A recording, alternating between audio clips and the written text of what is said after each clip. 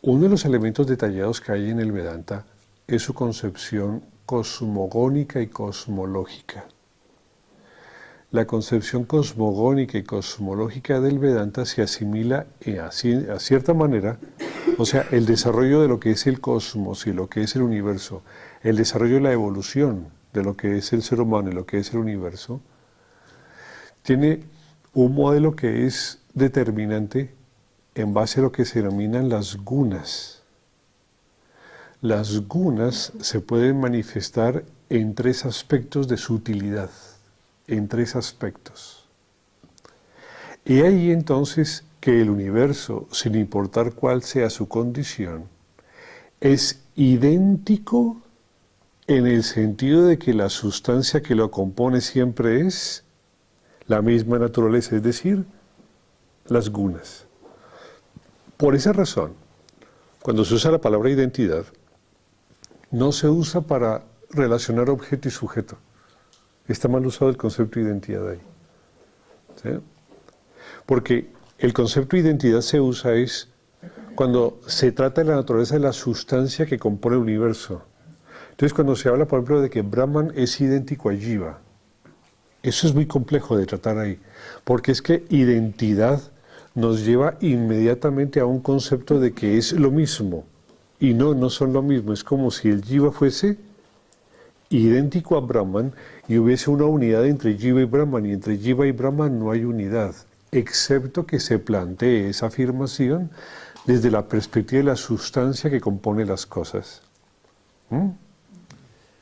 Cuando se habla del concepto cosmogónico o cosmológico, lo que interrelaciona todos los eventos creados es el concepto de identidad, porque todos devienen necesariamente de las gunas que son los constituyentes iniciales de la materia. ¿Es claro? Así como en la naturaleza existen 108 o 110 elementos químicos básicos que son los constituyentes de todas las cosas, desde el punto de vista del proceso cosmogónico y cosmológico existen tres elementos que en tres diversos grados de sutilidad, que se llaman causal, sutil o denso, van a forjar la totalidad de los elementos que se constituyen en el universo mismo, en esas tres diferentes facetas, causal, sutil y denso. Todo lo que allí hay es idéntico, pero no es porque sean lo mismo, es porque la sustancia que los compone es similar. Esa similitud de la sustancia que compone los elementos hace que la palabra siempre utilizada en el concepto cosmológico sea el concepto de identidad. Ahí va bien, ahí va correctamente el concepto de identidad. ¿Es claro? Bien.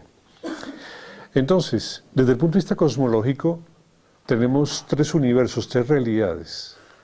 Es como si todo evolucionara desde el mundo causal al mundo sutil y al mundo denso.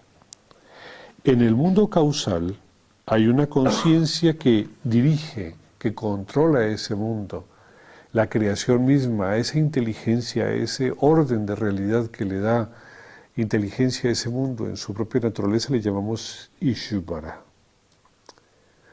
A la conciencia que se da en el siguiente universo, cuando las gunas se ponen en movimiento, cuando la prakriti se pone en movimiento, a ese nuevo universo que se gesta, cuando se mezclan las gunas entre sí y forman los 5 elementos sutiles, a ese universo le llamamos Mahat, Mahat o Hiranyagarbha. Pero cuando estos 5 elementos sutiles se mezclan entre sí a través de un proceso que se llama la quintuplicación o Panchikaranam, entonces aparecen los elementos densos. Estos elementos densos son la fuente del sonido, son la fuente del gusto, del tacto, del olfato y de la vista. Y va a completar y a conformar lo que llamamos nosotros los elementos físicos o densos que conocemos. Ustedes se dan cuenta que estos elementos físicos, según este modelo, son el resultado de una quintuplicación de los elementos sutiles. que es posterior a la agrupación que hacen las gunas cuando se mezclan entre ellas para formar los diversos elementos. ¿Sí? Entonces, ¿qué pasa? Estos elementos densos son muy burdos. ¿Por qué se dice que son burdos? Son burdos porque son inestables. No es porque sean burdos de mal hechos, o burdos porque tengan aristas, o burdos porque son como lija de que no se afeita en la cara. No son burdos porque tengan algo malo, son burdos porque su nivel de estabilidad es mínimo. Es decir, los elementos densos tienden muy rápidamente a desvanecerse y reagruparse en su naturaleza sutil propia. Pero los elementos sutiles son menos burdos, son más luminosos, dicen ellos, son lingam, son más brillantes, más luminosos. Pero estos tienden a descomponerse en los elementos causales. Cuando los elementos sutiles se descomponen en los elementos causales. Se descomponen los elementos causales cuando viene el final del Manvantara. Es decir, cuando el universo empieza a absorberse para dormir, el sueño continuo que vendrá después y que generará la aparición del nuevo universo. ¿Sí?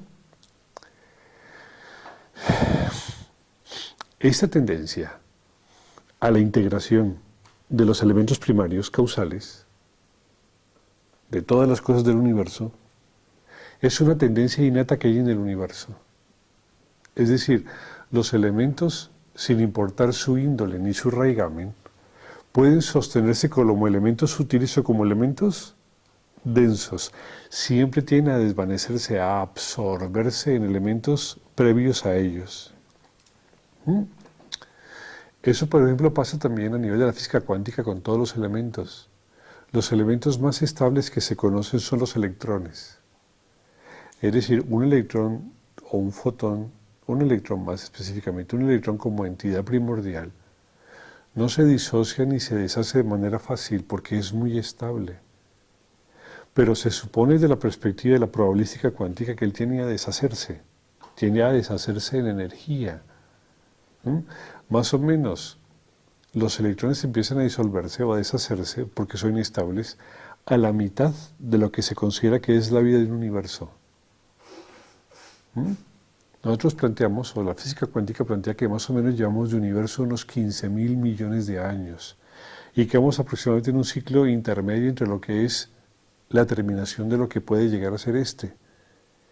Y ahí entonces que cada vez hay la probabilidad de reconocer o detectar más electrones que se disipen, que se desasocien, que se diluyen. Hay una tendencia del universo a no mantener las estructuras densas ni las estructuras sutiles, sino a que ellas se funden en su causa para éstas volver a su esencia. Este es un proceso natural, es un proceso normal, es un proceso de absorción. Ese proceso de integración es muy similar al proceso que genera lo que se llama la bienaventuranza o lo que se llama el amor. Hay una tendencia a que el universo espontáneamente se integre, es decir, se acopie en su esencia primaria. Esto es como un resorte. Después de que el resorte ha bajado, la misma energía acumulada en el sistema hace que cuando suelta, él se expulse para liberar la energía. ¿Estamos de acuerdo? El universo en dualidad, no importa en qué condición de dualidad esté, siempre tiene por prerrogativa la condición de que sus elementos tiendan a la causa previa, es decir, que se integren a la fuente inicial, a la fuente esencial. ¿Es claro? Mientras el universo está en ese proceso de desarrollo, aunque pareciera una multifacética condición de eventos, todos ellos son idénticos desde la perspectiva de que la sustancia que los compone son la misma. Y todos ellos juegan el papel de la integración. Es decir, es como si la tendencia al amor, la tendencia a la bienaventuranza, que es ese proceso de integración de todas las cosas, jugara a ese proceso de identidad. Por eso hay una relación muy fuerte en el Vedanta entre el proceso de bienaventuranza y el proceso de identidad.